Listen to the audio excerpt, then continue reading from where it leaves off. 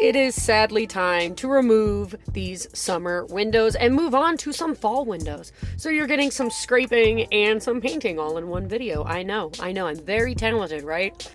And by talented, I mean I actually remembered to record this, which is something I'm very bad at doing. So here we go, scrapey, scrapey, scrapey. For anyone who's curious, this is exterior house paint.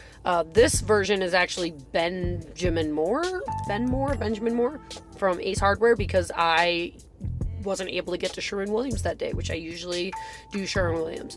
A lot of questions on why the white base paint. It just makes the colors pop. There's plenty of window painters who do not use base paint. That's totally fine. It is easier for me to paint if I can do the white first.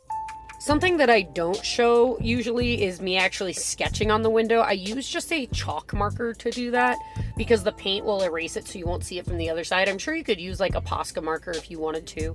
That is fine as well. It just kind of depends what I'm feeling, and the chalk marker works best for me. So at this point in what you're seeing here, I am basically like laying down my orange paint for the pumpkin and also adding in some colored details here in purple, pink, and like a brighter orange.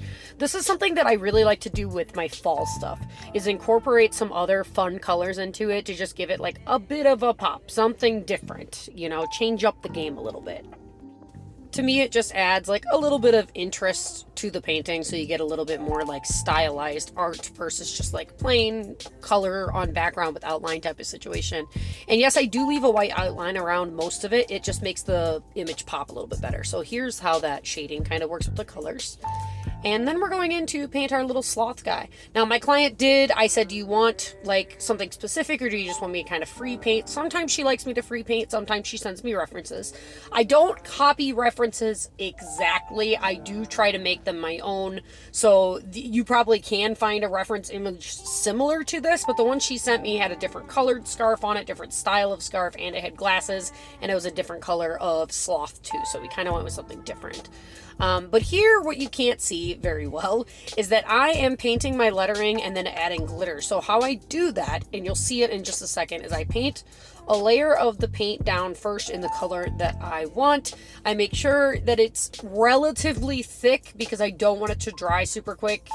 And then I will grab my glitter, which you'll see me grab it in just a second. I will pour it into my hand, and then I will blow it onto the windows. This is the best way to apply glitter because it's more consistent. Is it messy to add glitter? Yes. Does it make it harder to take it off the windows? Slightly, and by slightly I mean it's just gritty, but it's actually not hard to take off the windows at all. Speaking of taking off this from windows, this is not permanent. The way that you remove it, a little bit of Windex and the paint scraper like you saw in the beginning. It is a razor blade scraper. It comes right off. And this is the finished piece all together after all the outlining. I think it's so stinking cute, and I hope that Carissa and her family really, really love it. Oh, so cute. Well, thank you guys so much for sticking around, and I hope that you have an excellent day. Have a great day. Bye.